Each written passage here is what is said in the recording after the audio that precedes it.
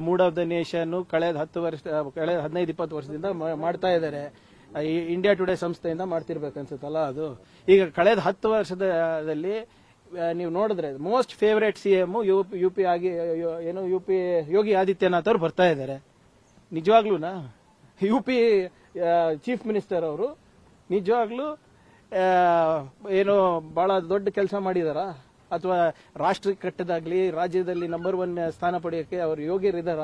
ಯುಪಿನಲ್ಲಿ ಆರ್ಥಿಕವಾಗಿ ಎಲ್ಲಿ FDIಗಳು ಬರ್ತಾ ಇರೋದು, ಉದ್ಯೋಗ ಎಲ್ಲಿ ಸೃಷ್ಟಿ ಆಗ್ತಾ ಇರೋದು, ಪರ್ಚೇಸಿಂಗ್ ಪವರ್ ಇನ್ಕ್ರೀಸ್ ಆಗ್ತಾ ಇರೋದಲ್ಲಿ ಕರ್ನಾಟಕದಲ್ಲಿ. ಅವ್ರ ಮೂಡ್ ಪ್ರಕಾರ ಅವ್ರು ಮಾಡ್ಕೋತಾರೆ ಸರ್ವೆ. ಅದಕ್ಕೆ ನಾವ್ ಯಾಕೆ ತಲೆ ಕೆಡಿಸ್ಕೋಬಹುದು? ನೋಡಿ, ಎಲ್ಲರೂ ಈಗ ನಿಗಮದ ನಿನ್ನೆ ಏನೋ ಪ್ರೆಸ್ ಮೀಟ್ ಮಾಡಿದಾರೆ ಅಂತ ಮಾಹಿತಿ ನಮಗ್ ಬಂದಿದೆ.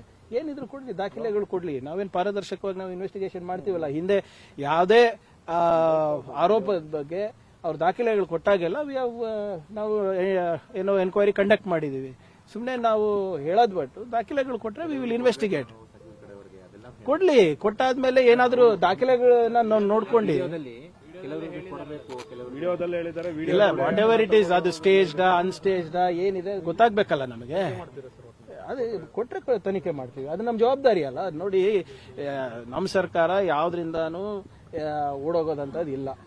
ಏನಿದೆ ನಮ್ಮ ದಾಖಲೆ ಕೊಡಿ, we will ensure there is a transparent investigation. ಹಿಂದೂ ಮಾಡಿದೀವಿ, ಇಂದೂ ಮಾಡ್ತೀವಿ, ಮುಂದೂ ಮಾಡ್ತೀವಿ.